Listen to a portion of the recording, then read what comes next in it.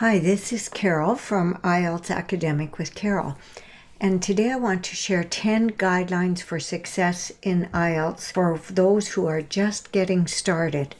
And it's especially for the beginners in test preparation, but even if you have been preparing for some time, I think you're going to find some useful suggestions here. Let's have a look. First, a little bit about me. Teaching languages is really rewarding for me, and so is learning a language. I teach English for academic purposes at our local university, and I have a certificate of completion from Cambridge English on teaching IELTS. And I'm also a language learner, learning Spanish. And my background, I'm a bilingual Canadian, and I've worked as a teacher of young people, and then 17 years as a consultant in our school division, coaching and supporting other teachers. But let's get started with the 10 guidelines I have for you today. First, you'll want to become familiar with the test format. You know you'll be tested on listening, reading, writing, and speaking. And the speaking test may take place on a different day than the other three, but the total time spent on the whole test is less than 3 hours. If you are doing IELTS Academic, the reading and the writing tests are different from those in the IELTS General test. The speaking test has 3 parts. First, you are asked general questions about yourself and your home maybe, or your family. And then, part 2, you are given a card with a topic. And you have 1 minute to prepare for a little talk of about up to 2 minutes. And then for part 3 of the speaking test, you're asked further questions about the topic, and it gives you a chance to discuss in more detail.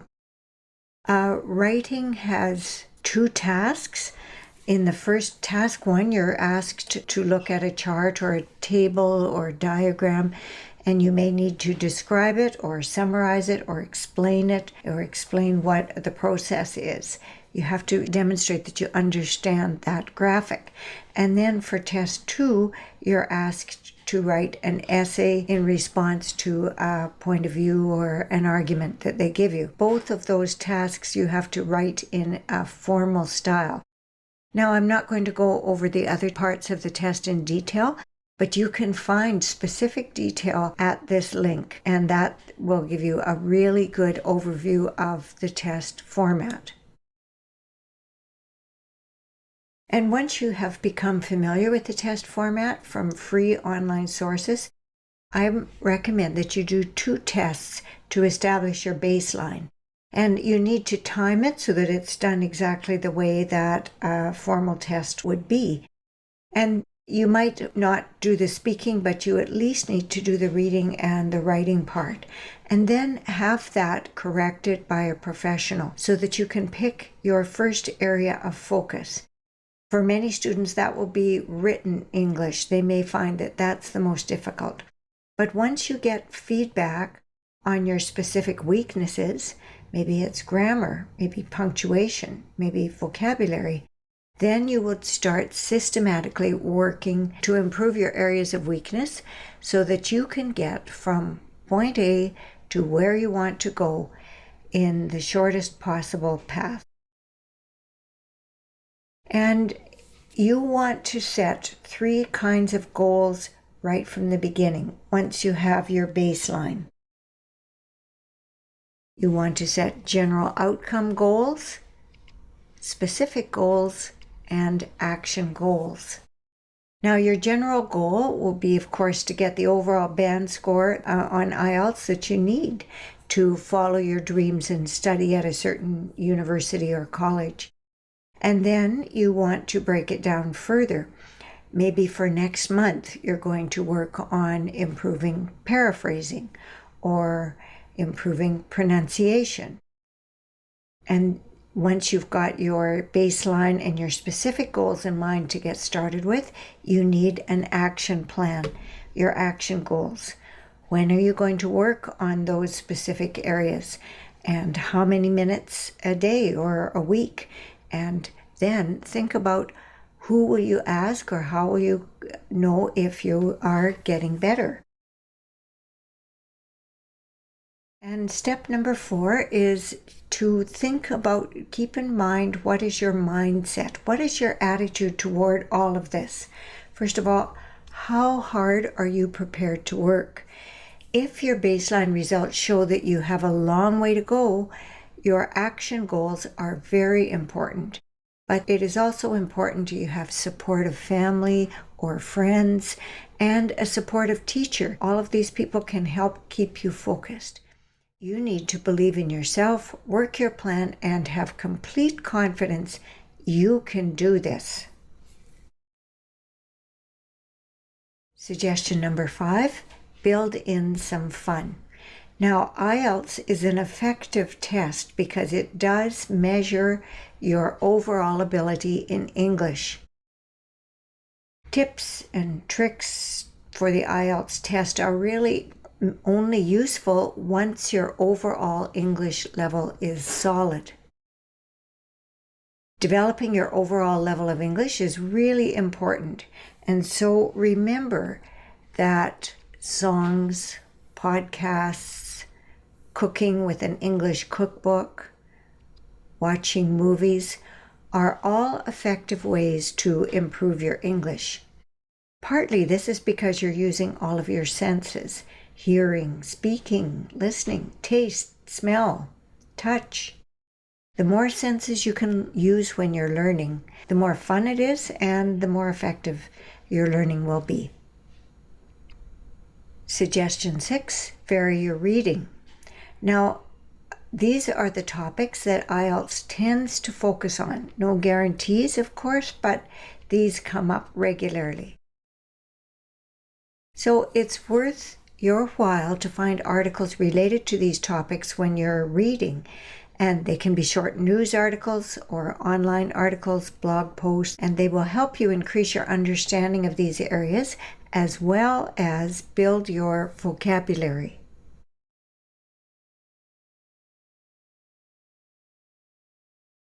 IELTS also uses a variety of English accents. What you hear in the listening test may not only be from the UK. So you want to get in the habit of listening online to people who speak English from the US, the UK, Canada, Australia, and New Zealand. You'll not be expected to understand speech from dialects spoken in those countries, only standard, neutral English that is spoken. And if you're listening to me and understanding most of what I'm saying, you are listening to a neutral, standard Canadian English accent. Now, we've already mentioned that you want to be building your vocabulary. The effective way is to use spaced repetition and review. And I know this both from research and from my personal experience in learning Spanish.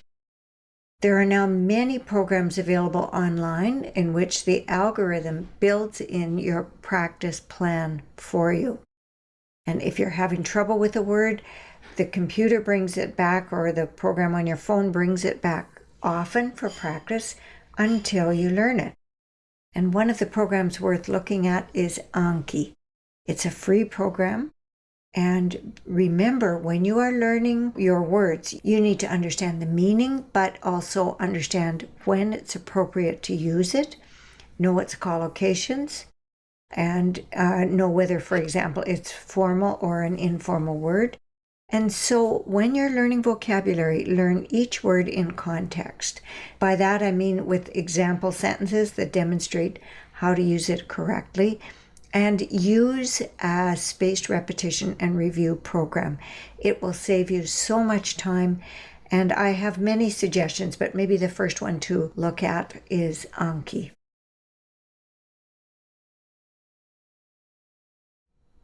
You can see with the guidelines I've given you so far that you may need some time to prepare before you book your test. It's better to be sure you're ready than to waste money booking a test and being unsuccessful. For most students, you need to think in terms of months of preparation before you book for your test. Otherwise, you're spending money without getting the results that you want. Now, if your level of English is already very high before you start preparing for IELTS, then you might be able to be ready in several weeks' time. But for most of you, be patient with yourself, follow your plan, and work hard. And your teacher will be able to give you some feedback about your readiness to book a test. And that brings me to number 10. There are clearly many free resources online, and you can do a lot of preparing for your test on your own.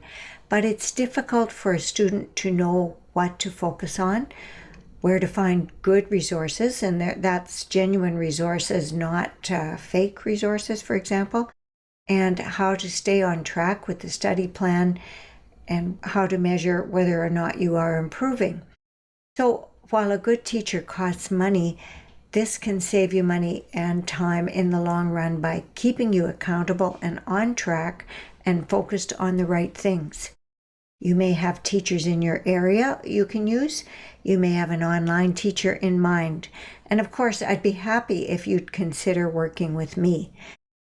If that is of interest to you, you can contact me via email or message me on my Facebook page, which is called IELTS Academic with Carol.